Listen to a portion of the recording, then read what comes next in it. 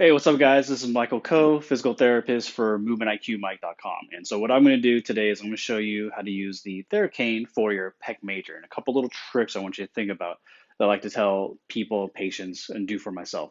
All right, so guys, so let's say if you like the channel, you like the video, please like and subscribe. And here we go. So, pec major.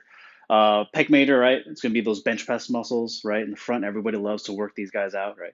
And but here's a couple little anatomical things I want you to think about that should help dictate if you should hit certain muscle groups of the pec major, right? So the pec major can be split into two muscle groups. So you have the sternal part and the clavicular part, right? Clavicular meaning the clavicle, sternum being this breastbone right through there, right? So you can kind of group them into two different muscle groups.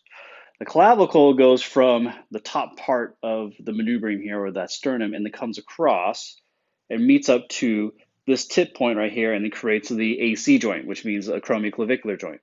So what you want to do is, other than getting the meat part, that's everyone already knows that, so I'm not going to go over that part. But if you want to hit and get better, effective massage out of the Theracane for that pec major, what you want to do is take this end right here and you want to run it right along that collarbone. And a good chance you're going to hit some weird spots because that's where those muscles attach to that bone. So you don't want to also negate where the muscles attach to the bone. Everyone just always thinks about the middle muscle belly part, the meaty part, right? But there's other parts you should hit too that it can get a better muscular release. So right along this collarbone is a good spot. There's a good chance you might hit a spot right around here that doesn't feel all that great, and that would be a good spot because other than the fact that it's the clavicular part of the pec major, there's a good chance there's also a weird muscle called subclavius here that needs to be released. And that attaches from the collarbone to your ribs, the upper ribs.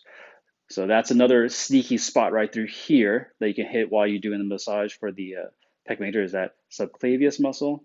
And then when you get out to here, you can get close to the acromion, which is a bony piece that comes out from the shoulder blade. What's important about the acromion is that that's also an attachment point for a muscle called pec minor, right? So again, a little more anatomy. If you're going to look at the pec major muscles, if you're to start from here, they fan out to where my fingers are to this humerus. But there's also muscle. If you're to lift and take that muscle off, you're going to find a muscle called pec minor, and its fibers are more up and down, and it connects from some of the ribs here up to the acromion process. So their muscle fibers are going up and down. So that's another muscle you can hit. I'm not a huge fan of telling you guys to work that muscle too much, and the reason why is not because it doesn't need to be released, because it does need to be released on a lot of people. The problem is that there's neural tissue that comes from the neck under the collarbone and goes under that pec minor. So if you're going to grind away at this thing, there's a good chance you're going to have some nerve irritation. You're going to feel it in your elbow and your hands for some reason. So if you do that, don't push harder. Actually, get off of it, right? You want to go pretty light on this one, right? Just because it's not worth it to be able to release some muscle by going hardcore on it just to irritate and piss off some nerves, all right? So, but that is another area you can go. You can go up and down, right, into that pec minor. It's right around through here. All right. And then another part is going to be how well do these muscles, again, muscle belly here, how well does this move too, right? So I'm a big fan of going side to side, right where the muscles attach to that sternum, right? And again, you're going to feel some spots. So like for me, right here is a tender spot. So I'll probably do a couple more strokes back and forth there. And another one right here for me.